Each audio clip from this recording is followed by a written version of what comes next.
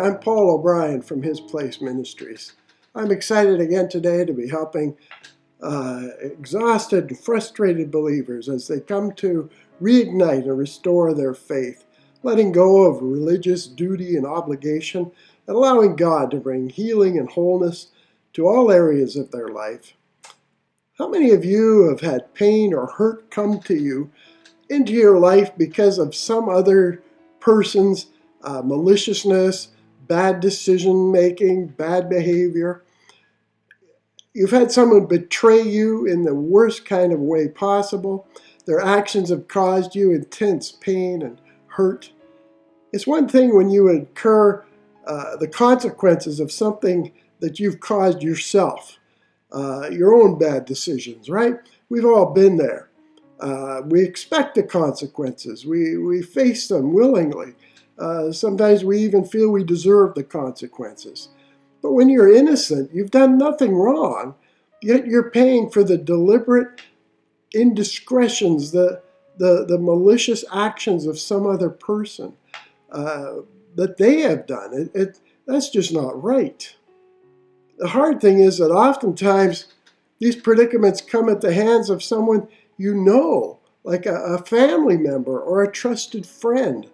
And that even makes it worse. Well, David in Psalms faced a situation just like this that he shares. Psalm 52 verse 12 says, "For it is not an enemy who reproaches me, then I could bear it," David says. "Nor is it one who just hates me or who has exalted himself above me." He says, "Then I could hide myself from them."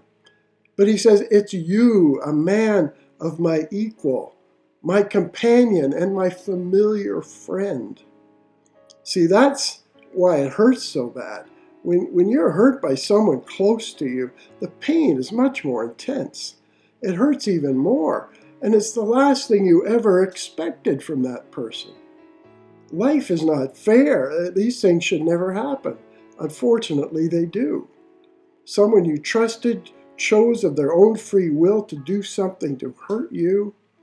It leaves you just reeling, trying to just make sense of it all. And now that it's happened, you have been put in the gut-wrenching position of having to make a choice.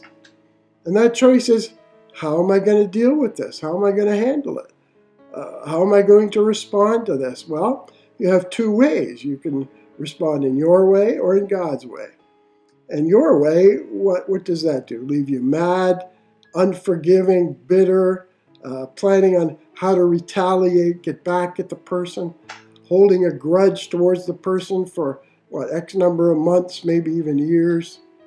It can give you a false sense of being in control. However, the downside is that way is going to eat you alive.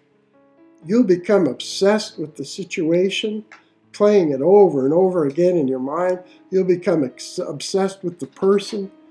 It will badly affect other relationships in your life. It will own you.